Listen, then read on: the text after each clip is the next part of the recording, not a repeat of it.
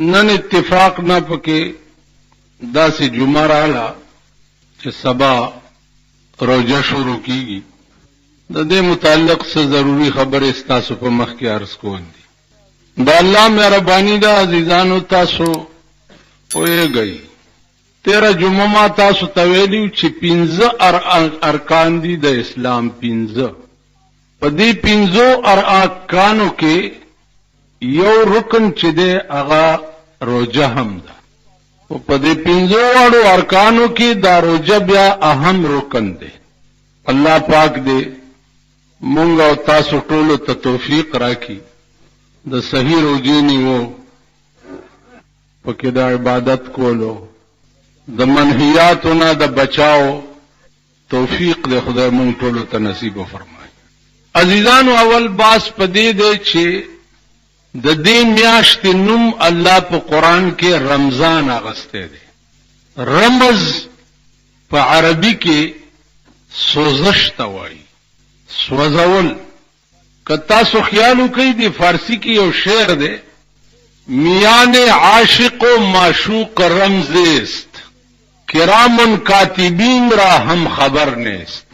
وای د عاشق او د معشوقې په منځ کې یو داسې رمز دی. رمز معنا یو داسې سوزش دی، یو داسې درد دی چې د کرام کاتبین ملائکو تم پته نه لګي چې دا څه درد دی او څه سوزش دی. نو رمز په عربي کې سوزش ته وایي. اوس دړه درد ډیر سيزونه داسې دي چې هغه په بیان کولو د چا په سمج کې نه راځي. او زه تاسو ته وایم چې زما اړه کې دومره درد دی، یا زما خپو کې دومره درد دی، یا زما لاس کې دومره درد دی، دا به په بیان ستاسو په سمج کې بالکل نه راځي. دا پته به زما زړه ته لګي او ما ته به لګي چې د دې څومره زور دی. اوس عربي کې رمز سوزش ته وایي او دې میاشتې ته الله د رمضان نوم یې ښی دی. علما لیکي چې رمضان د یو کاڼي نوم دی او هغه کاڼی د سمندر په سطح باندې پروت دی. کله کله دا سمندر چې دی دا په جوش کې راشي او دا تصور کوي چې زه اوس دا ټوله دنیا لړه کوم. علما وایي چې د دې کاڼي انداز چې کوم دی هغه د چیلي د سر عمره دی. نو دا کاڼی الله د سمندر ته ورمخامخ کی چې ورمخامخ کی نو یو چس ناری کی او دا ټول سمندر یې رکی او په خپل ځای ودرې. په دې میاشتې الله د رمضان نوم ځکه کېښو چې په دې 11 میاشتو کې د سمندر عمره ګناهونه چا کړي او په دې میاشت کې خدای ته رجوع کی نو دا د 11 میاشتو ګناهونه الله په دې یو میاشت ختم کی. بل خبره دا ده چې صفا الله مهرباني ده، ما کې ډېر عیبونه دي، خو په افریدي قوم کې الله پاک جبه ما ته ډېره صفا را کړې ده چې زما په خبره پوه نشي کنه نو هغه به بس دا دیوالی په خبره باندې نه پوهیږي. په دې مې پوه کوي چې د 11 میاشتو ګناهونه به څنګه خدای پاک نه معاف کوي په دې میاشتې باندې چې کوم سړی دا الله په مخصوص صفاتونو کې ځان د خدای سره مشابه کی. خوراک خدای نه کوي ته نه کوي، سکاک خدای نه کوي ته نه کوي، جما خدای نه کوي ته نه کوي. ٹھیک شو؟ په مخصوص صفاتونو کې سره خدای سره ځان مشابه کی نو الله پاک به 11 میاشتو ګناهونه ورته څنګه نه معاف کوي. عزیزانو، دا د رمضان معنا ده. بل د رمضان فضیلت دا ده چې د قران کریم نزول چې دی د اسمان نه هغه الله پاک د رمضان په میاشت کې شروع کړي. قران کریم غوندې عظیم کلام ا د رمضان په میاشت کې شوی. او د قران معنا دا نه ده چې تاسو په روزه کې صرف حافظ پسې ودرېږئ او وایورئ. قران به ذات غرض چې د عزیزانو ادا دی چې دا قانون دی. قانون په دې ټکی پوهیږئ، دا قانون دی. کوم شي چې قران منع کړی دا اب نه کې او د کوم شي چې حکم کړی دی چې دا کوو هغه بکې. دا قانون دی. نمائش نه ده. نن ستا په ملک 15 کاله وشو قرآن د نمائش په طور پر منل کیږي، د نمائش په طور جشن کیږي. 27 رمضان باندې صاحبہ جشن قرآن کیږي او پلانې کیږي او پلانې. دا قانون دی. تاسو وګورئ په دې سرکونو باندې د حکومت پولیس ګرځي، کم ډرایور لارای موټر سایکل سوزکه ډټسن وغیرہ وغیرہ چې د قانون خلاف ورزي وکي فوراً پولیس ونیسي او پرچا ولا ورکي. عزیزانو دغه سي تاسو سره د الله پولیس مقرر دی چې هغه ته کرام کاتبین وای، سده په یو ولی ناشتي او سپ بل ولی ناشتي. پولیس ستا ټولو حرکتونو ته ګوري، او چې کوم حرکت غلطو کې فوراً دیونی سی او پرچا دل درکې. ورځ هغه پرچې ستا جمع کی، بیا دغه پرچې به د 2 ځای کې پیش کی، د زیارت او د پیر په ورځ رسول الله صلی الله علیه وسلم ته په قبر کې پیش کیږي چې ستا پلانی امتی د پلانی زوی په دې هفته کې دا کارونه کړی، او په قیامت کې به خدای ته پیش کی. نو عزیزانو لوی خیال بدا ساتي چې د الله د قانون خلاف ورزي ونه کوي. لوی خیال بدا ساتي. بل خبره درته وکم، په دې روزه کې که تاسو خیال وکړئ د دې پکوړو د مربي او سموسې او دا ګن بلا چي دي دا بازارونه ته ډکي. هر سړی چې ګوري ګوتای بلاس کې نیولې رو جماعت روان. دغه وخت کې یو خیال بلم پکار دی چې ما خو دا سموسې واغسته او کې دې شي د څه خلک می چې د سموسو باندې تیریږي او وسی نه نیشي اغسته اورې ورته کی. نو زه خپل ځاني رښتیا غرته وایم، د بل چا ذمہوار نه.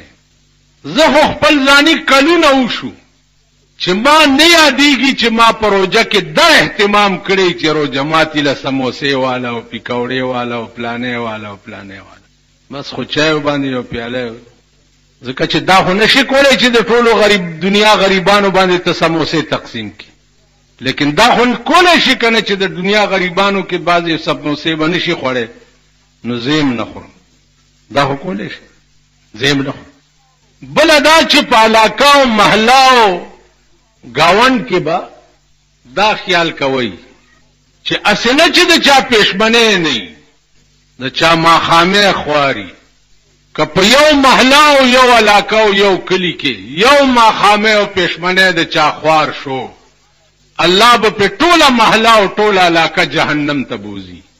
په دې خوشفهمۍ کې مبتلا کېږي چې روزه کې ما پس ختم وکړو او صاحب د ختم پشپه باندې چای دی او مټیای دی او لفافي دی او څه چل دی او ختم می کړی دی او پلانې دی او ډنګړې دی. ای خیال است و محال است و جنون، دا د یو لیونتوب خیال دی چې ته پکې مبتلا یې. دا لیونتوب دی. دی خو وګورئ، یا الله زه ستا تابعدار یم. هغه پرېږده، تاسو ته وایم زه ستا تابعدار یم. څنګه تابعدار یم؟ بس غلام تړلې چرګ دی. او زه درته وایم چې خدانو راکه کنه 200 روپۍ. یاره جی دې کې خو درته دروغجن شمه، او بس نور دې تړلې چرګ تابعدار دی. ته په ایمان او استاد تابعداري به زه ومنم؟ ها او تاسو ټول داسې یې کنه، زه د سیم کنه په ما دا خیال نه کوي چې دا چرته ځان ته بزرګ وینا غله په لار تیرې ده نور خل ناس ورته وې سو کې یا لکه وی چې څنګه یې دغه سیو. مطلب دا چې تاسو مغلې مونږه مغلې په لار تیریږو په آرام کې نه، مونږ ټول داس تابعدار دیم، غلام دیم، خادم دیم. بس حکم کوا اور حکم تو ہوا تو خلینا ہو بس دیکھوئی تھا ٹوپ کا دیکھوئی تھا وہی اس میں وہ اجلی تاسی بوائی کہ نا بہو تابعدار دیم، غلام دیم، تڑلے چرگ دیم. چاکور او باسم راشه لگا وینا میں دے پکار نو دا مینا دی تا ہوئی چو سرار مینا او باسی داسی بوائی کہ نا بوائی غلامی دا معنا غلامی دې ته وایي ابراهیم علیه السلام وی چې یا الله زستا غلام یم تابعدار یم غلام تابعدار ټوپ کدی ورته ټوپ دومره ورو د نمرود چې په شپږ میاشتې کې تازه شوی او ابراهیم علیه السلام ورټوپ چې ورټوپې کو جبرائیل ورته راغی او په اور کې ورته وی چې څه مدد درکمه ابراهیم علیه السلام ورته وی چې نمرود څوک دی چې ما په اور کې واچي معشوقې اچولې ما غپويګا او کارې پويګا نمرود څوک دی چې ما په اور کې واچي اوس ګوره د عقل تقاضا څه وه چې لکه اور ته څنګه ټوپ کې تاسو په ایمان وایي چې عقل دا وایي چې زوی حلال کا ها دا عقل وایي کسور کافری زوی دی نو امبن په د حلالولو ردی ونشي عقل دا نه وایي لیکن ابراهیم علیه السلام ته خدای څه وایي چې زوی حلال کا په دې ټکی فلما اسلم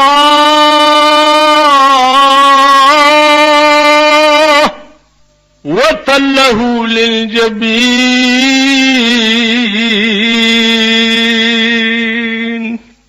فلما اسلم زوی خدای وایي چې زوی دی حلال کا پلارم د خدای حکم ومنلو زوی ومنلو زوی ورته سوی قال يا ابت افعل ما تؤمر الا پلار زر کوا چرته محبوب خپنش زر کوا تب څه کې بچیا ستجدني ان شاء الله من الصابرين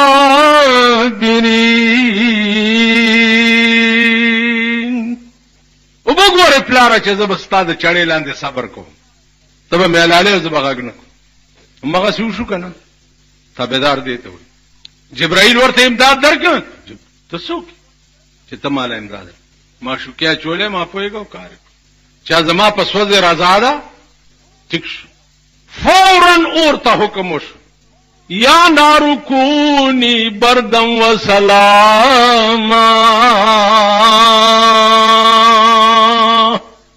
فورا یخشا ا د شپږو میاشتو بلکړې اور چې د ټول ایرش او گلزار په جوړ یو مزیدار خبر ارته رسول الله صلی الله علیه وسلم چې معراج تتلونو سدرۃ المنتهى ته چې ورسېدو جبرائیل ورته وی چې دې ځنه مخ کې ځنه شمتله ول تبه یوازې رسول الله ورته فرمایل چې زنن یو بدل در نه عالم ای جبرئیل یو بدل ادا کوم وڅ و زمانی کې ابراهیم علیه السلام چې پور کې اچولې شوی تا ورته ویلی چې امداد درکما زماره سیل تکیږي چې چرته ستانه کیږي نو جبرئیل اوس هغه بدل زنن خلاصوم زماره صحیح هغه ذات تکیږي چې ستانه کیږي تو خدمت وای چې زستا خدمت تلتو تاسو خیال غلام او خادم او تابعدار چې دی هغه دیته وي منځ وخت راغې تابعدار اقیم الصلاه منځ زکات وخت راغې واتو الزکات زکات ورک حج وخت راغې پیسې دولت لري حج تلاش روجرالا واستشتا 19 دا قانون دکانداری روجرالا یا غیر روجن اقیم الوزن بالقسط طول چکے په انصاف به ولا تخسر الميزان تلکه بټګی نه کدی ټګی وکړه نو په قیامت کې بیا د میزان د تل د انصاف تمام لرا اغل ته د انصاف تمام بیا مکوا کدل ته د بے انصافی وکړه